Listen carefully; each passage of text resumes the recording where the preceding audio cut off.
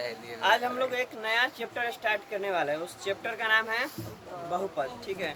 और यह बीज गणित यानी अलजेब्रा के तहत आता है।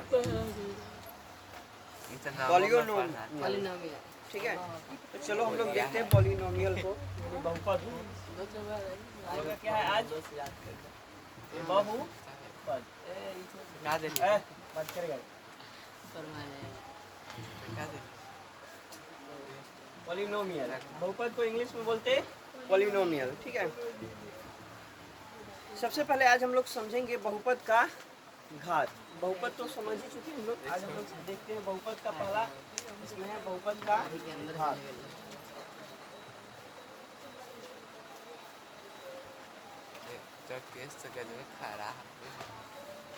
बहुपद का घात किसे बोलते हैं बताओ? घात पावर को।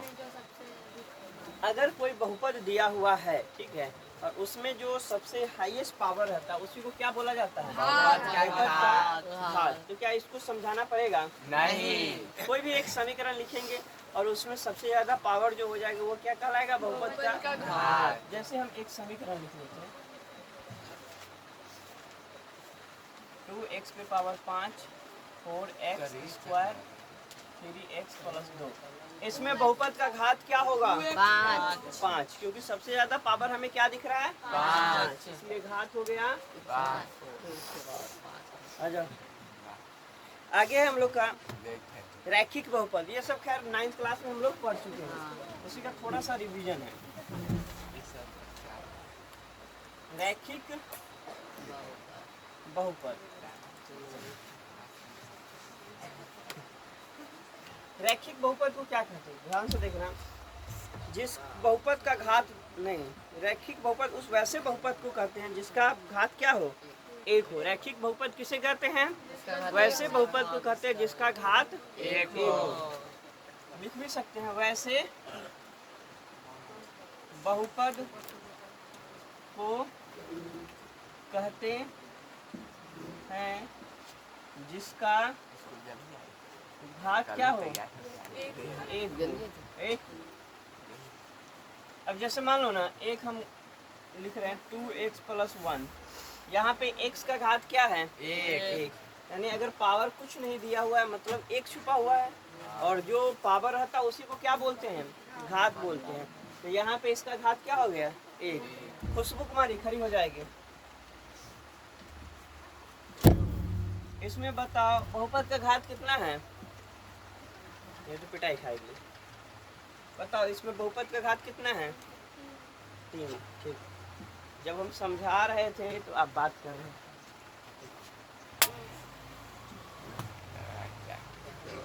लड़की में सब मिलके बताएगी बहुपद का घात कितना है? 1। जब कुछ भी नहीं दिया रहे तो उसका पावर क्या होता है? 1, मतलब बहुपद का घात 1। यहाँ पे लिखा हुआ भी है रैखिक बहुपद वैसे बहुपद को कहते हैं जिसका घात क्या हो? 1 हो। तो इसमें भी पावर 1 था, इसमें भी पावर 1 है। और बहुपद का घात किसे बोलते हैं? एक समीकरण दिया रहेगा, उसमें जो सबसे ज्यादा पावर रहेगा उसे ही क्या बोलते हैं? हम बहुपद का घात बोलते हैं। आगे है द्विघाती बहुपद। ध्यान देना, यहाँ पे क्लियर है द्विघाती बहुपद।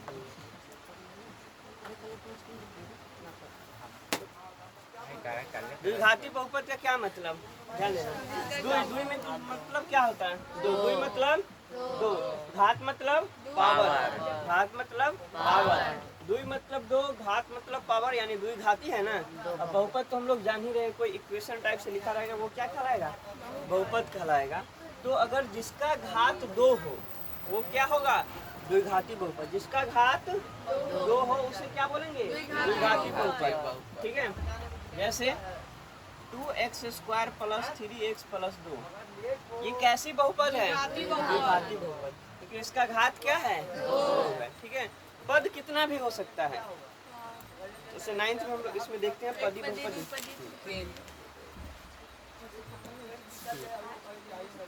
नहीं दिया है तो 9th क्लास में हम लोग पढ़े थे एक पदी बहुपद, पढ़े थे ना। द्विपदी और त्रिपदी बहुपद। ध्यान देना, एक पदी में क्या होता था, सिर्फ एक पद होगा, जैसे 2x² कॉमा ये हो गया एक पदी बहुपद, या और अन्य उदाहरण दे सकते हो 5x का क्यूब या 4x, ये सभी क्या है, एक पदी बहुपद हो गए, ठीक है।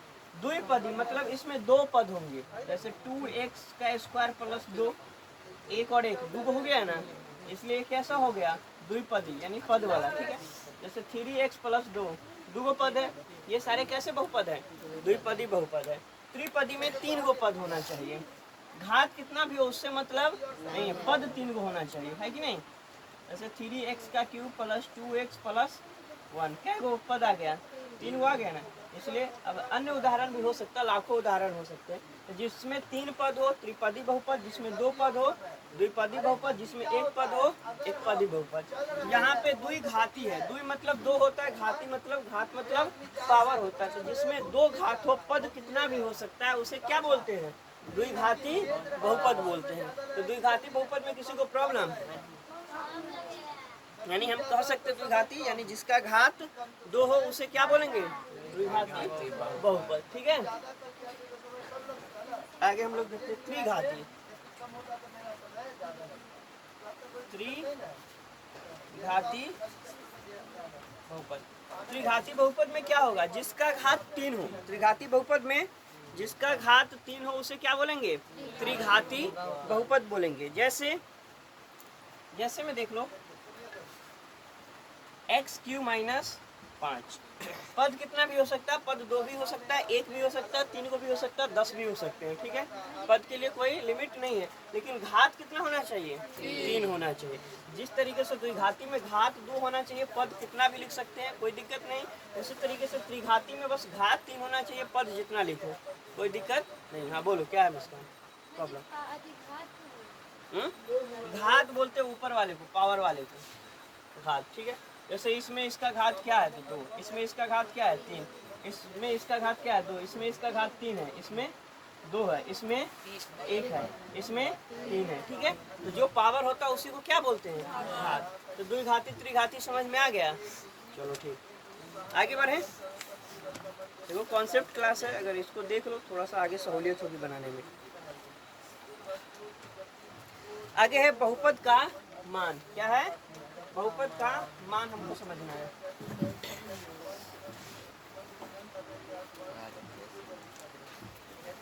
बहुपद का मान ये क्या होता है, एक px या gx दिया रहेगा, उसमें से एक का मान रख के और एक का मान निकालना।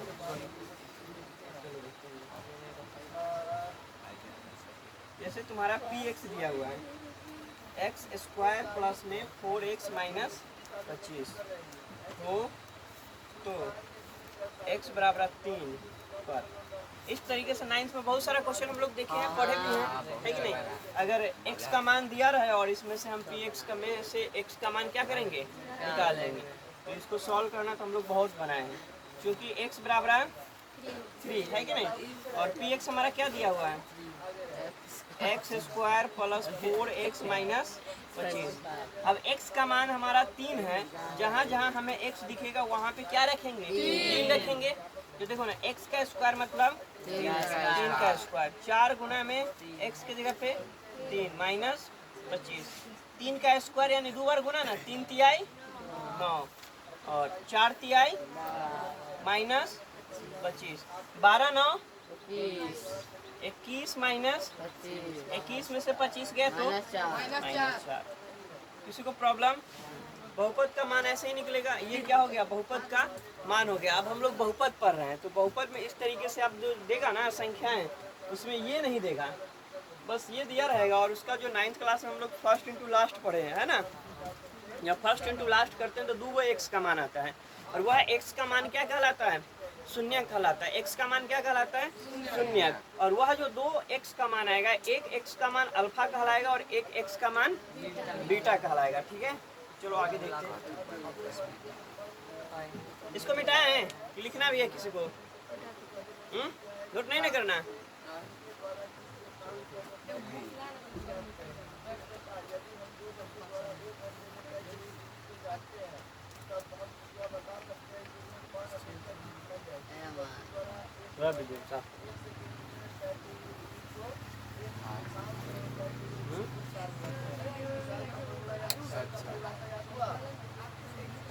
करने दीजिए ना भाई, इसे हम क्या आता है।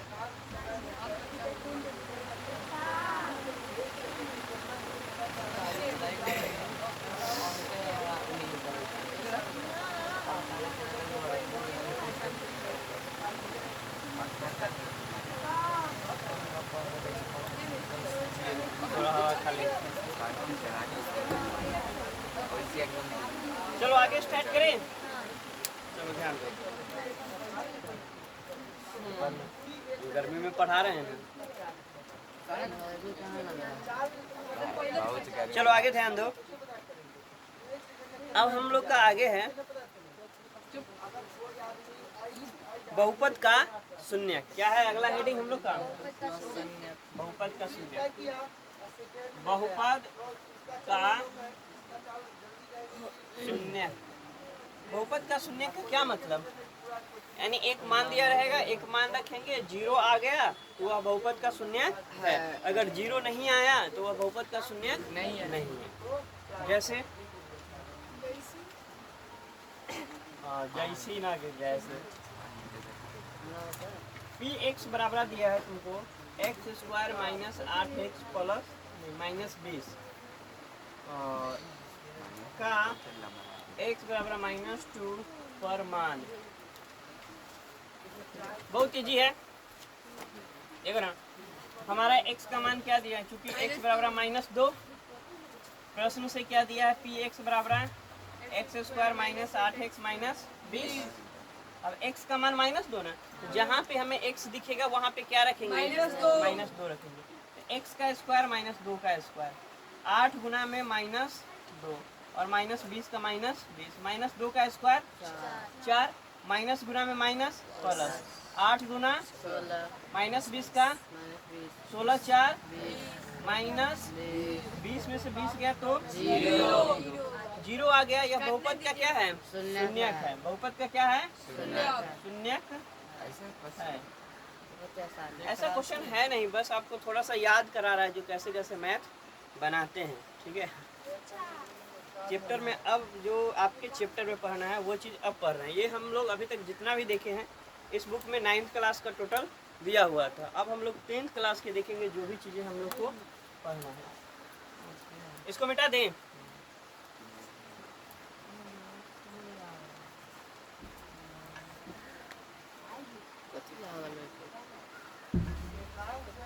चलो ध्यान देना। अब आप लोग कॉपी भी निकाल सकते हो।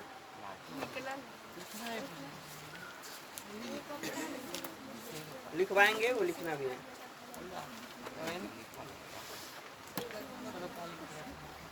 देखो तो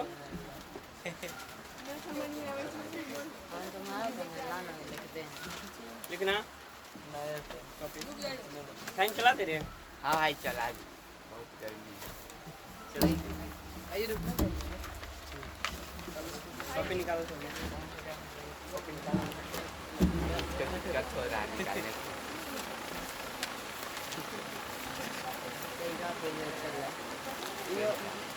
आज तो बाइक पे जो वाली आज तो व्हाइट पेंट में ना लिखा रे अच्छे। अरे लेकिन हम बात क्या क्या लिखा है कि ना सीधा सीधा देखना। बहुपदों के शून्यकों और गुणांकों के बीच संबंध। बहुपदों के शून्यकों और गुणांकों के बीच संबंध। हेडिंग दे भाई। हाँ, बहुपदों के शून्यकों और गुणांकों के बीच संबंध। बहुपदों के शून्यक और गुणांकों के बीच संबंध। बहुपदों के शून्यकों और गुणांकों के बीच संबंध।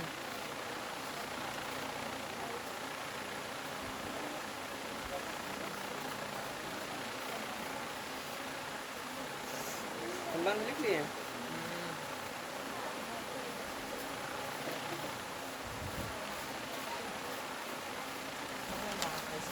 या डायरेक्ट आपकी बुक में देने इन्हें याद रखिए, उसी को समझा देते। लिख लो पहला पॉइंट, रैखिक बहुपद का सामान्य रूप। देखो पहला पॉइंट, रैखिक बहुपद का सामान्य रूप रैखिक बहुपद का सामान्य रूप, रैखिक बहुपद का सामान्य रूप, सामान्य रूप, रैखिक बहुपद का सामान्य रूप ax प्लस बी है, ax प्लस बी है। रैखिक बहुपद का सामान्य रूप ax प्लस बी है। रैखिक बहुपद का सामान्य रूप ax प्लस बी है। अगला दूसरा पॉइंट, द्विघात बहुपद का सामान्य रूप, द्विघात बहुपद का सामान्य रूप, द्विघात बहुपद का सामान्य रूप ax square plus bx plus c है। द्विघात बहुपद का सामान्य रूप ax square plus bx plus c है। द्विघात बहुपद का सामान्य रूप ax square plus bx plus c है, जहाँ a equal to not zero, जहाँ a equal to not zero. तीसरा पॉइंट, तीसरा पॉइंट लिखोगे, किसी बहुपद px का शून्यक, किसी बहुपद px का शून्यक, किसी बहुपद px का शून्यक, किसी बहुपद px का शून्यक x बराबर a, x बराबर a होगा, x बराबर a होगा यदि pa बराबर जीरो, p और a कोष्ठ में pa बराबर जीरो हो, pa बराबर जीरो हो, a को कोष्ठ में लिख देना। अगला चौथा पॉइंट लिखो, रैखिक बहुपद का केवल एक शून्यक होता है, रैखिक बहुपद का केवल एक शून्यक होता है, रैखिक बहुपद का केवल एक शून्यक होता है।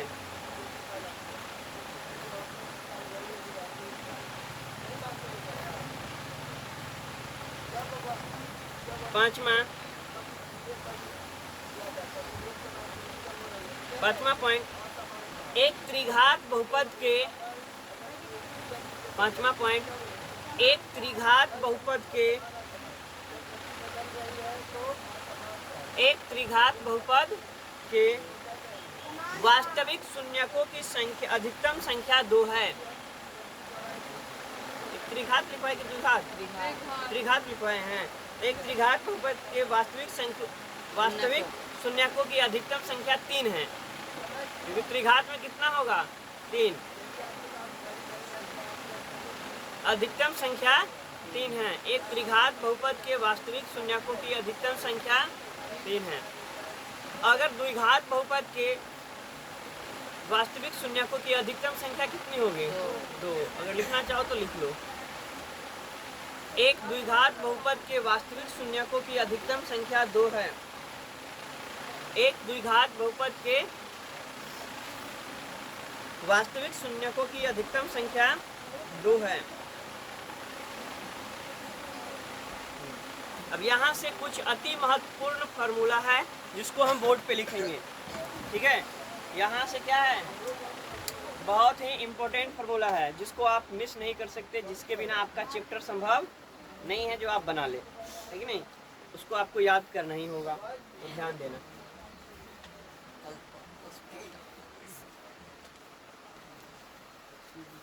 पहले लिखो या बोर्ड पर लिख दे, लिख लो। यदि अल्फा बीटा द्विघात बहुपद, अल्फा बीटा द्विघात बहुपद ax square plus bx plus c के क्या है? शून्य हो। तो शून्यकों का योग, शून्यकों के योग को ही बोलेंगे अल्फा प्लस बीटा। शून्यकों का योग अल्फा प्लस बीटा बराबर माइनस बी बाई ए, और शून्यकों का गुणनफल, शून्यकों का गुणनफल जिसको बोलेंगे alpha into beta c by. आगे लिखना 7वां नंबर क्वेश्चन। विश्वा क्या चला है? यदि विश्वा अल्फा कुछ beta gamma, alpha beta, alpha को इस प्रकार भी लिख सकते हैं, ठीक है, और अल्फा ऐसे भी लिखा जाता है, दोनों अल्फा ही है, इस प्रकार से भी अल्फा और ऐसे भी अल्फा। ए में थोड़ा ऊपर निकाल देना। ए बी आर यदि अल्फा बीटा गामा त्रिघात बहुपद ए एक्स का क्यूब बी एक्स का square plus c x plus B के शून्य हो तो alpha plus beta plus gamma बराबर माइनस बी बटा में ए, और alpha into beta plus beta into gamma plus alpha into gamma बराबर सी बटा ए, और alpha into beta into gamma बराबर माइनस बी बटा ए।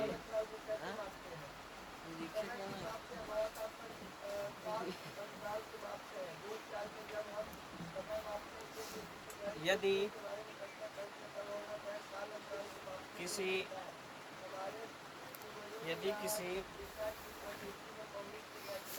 द्विघात बहुपद px के शून्य अल्फा बीटा हो तो px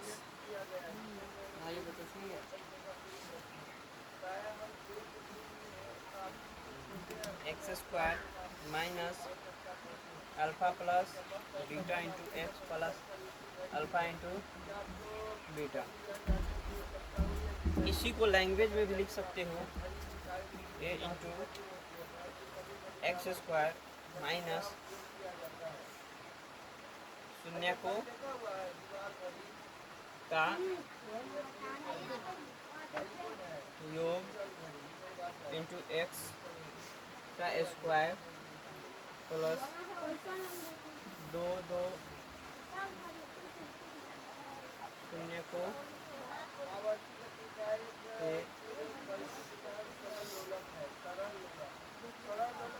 चाहिए वाला है ना, दो इसमें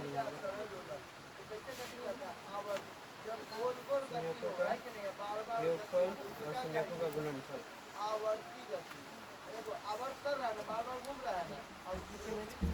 शून्यकों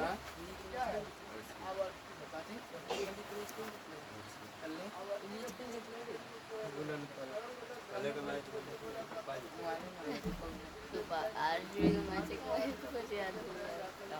जहाँ ए अज्ञात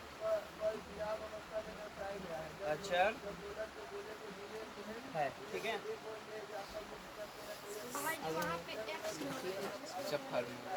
अच्छा हाँ, यहाँ पे सिर्फ एक्स होगा क्योंकि अल्फा प्लस बीटा इंटू क्या होगा एक्स। 8 हो गया, 9 नंबर। यदि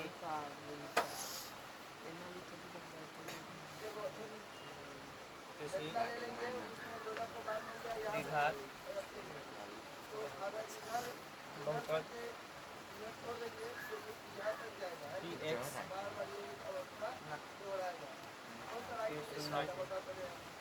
alpha into beta gamma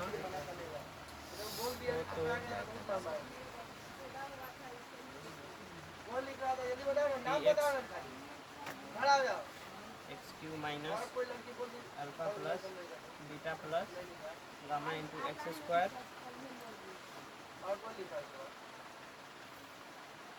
alpha into beta plus beta into gamma plus alpha into gamma x minus alpha into beta into gamma. इसका हिंदी ऊपर लिख दें।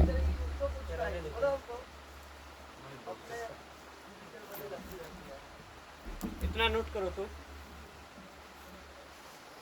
मिनट के लिए। हम लोग पढ़ रहे थे बहुपद। बहुपद में है यदि अल्फा बीटा द्विघात बहुपद हो तो a x square b x plus c. अगर हम पूछे द्विघात बहुपद के समीकरण का सूत्र क्या होगा या किस पे बैठता है तो a x square plus b x plus c. कोई एक तरीके से इक्वेशन दिया रहेगा 2x square plus 3x plus 4। हम बोलेंगे इसमें ए का मान कितना होगा, ए का मान, बी का मान 3 और सी का मान 4। क्योंकि हमको पता है द्विघात बहुपद क्या होता है a x square plus b x plus सी।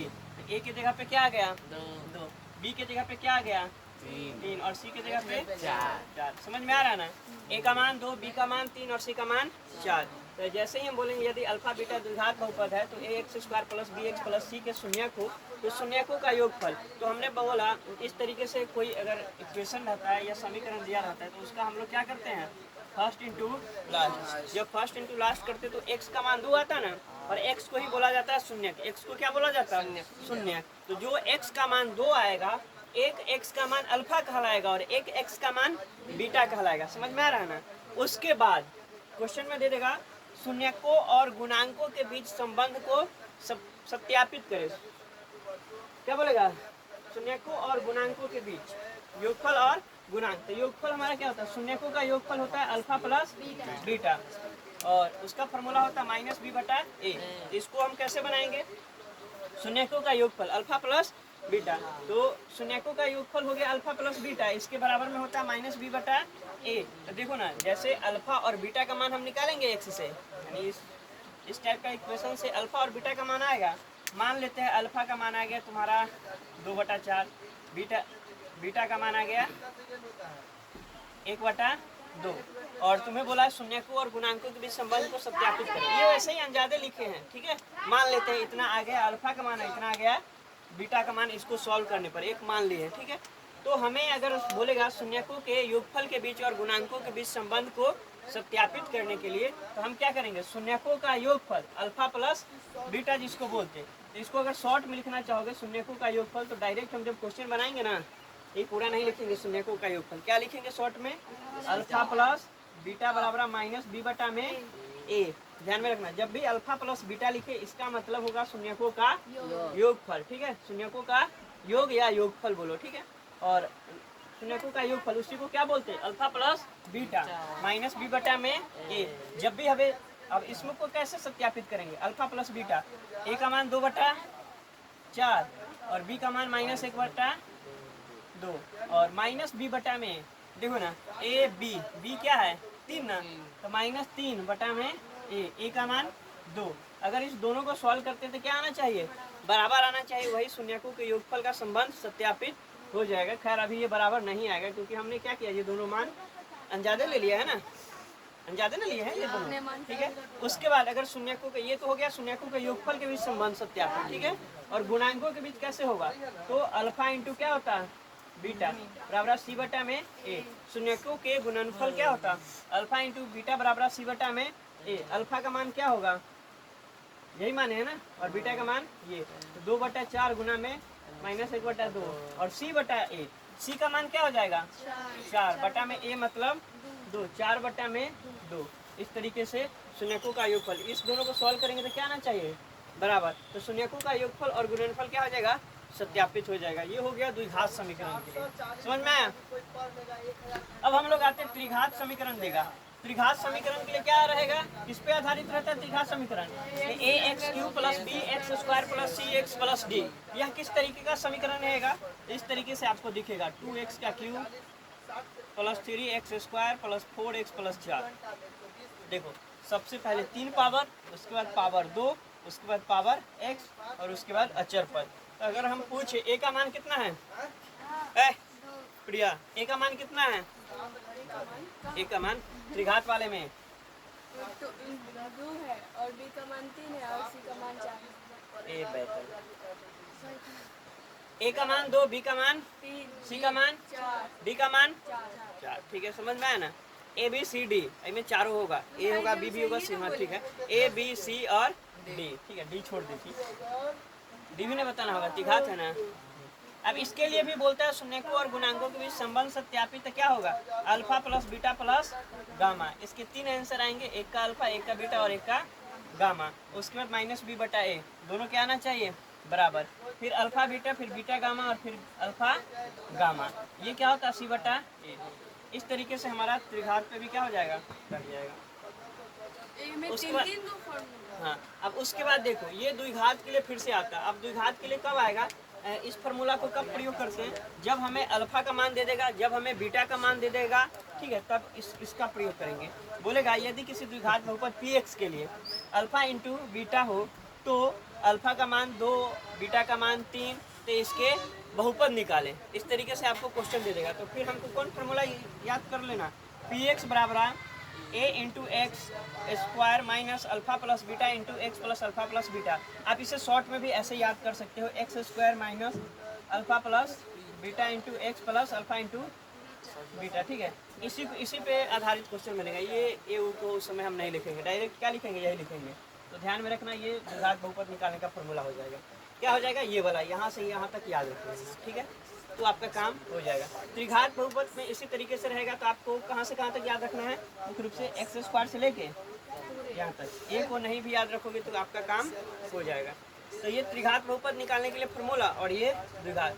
कहने का मतलब अल्फा बीटा देगा, उसके बाद हमें क्या निकालना होगा, द्विघात बहुपद। तो पी एक्स यहाँ से निकल जाएगा।